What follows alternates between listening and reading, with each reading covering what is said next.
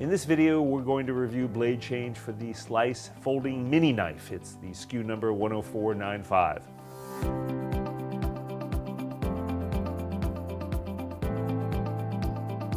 Today we're going to talk about the Slice 10495 Mini Folding Knife. This product ships by default with a 10404 rounded tip blade. You do have the option of using the 10408 pointed tip blade. By default, this product is ambidextrous, so you don't have to worry about a configuration for left-handed or right-handed people.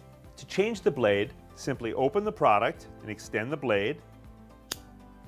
Depress the blade change button while you remove the blade, just like this. You could insert a new blade or flip it to the other side to gain more life out of the existing blade. Depress the button again, insert the blade, and you're back in business. Thank you for watching this video. If you have ideas for new videos or if you want to comment about how you've used our tools, we'd love to hear from you. Please leave comments below or email us.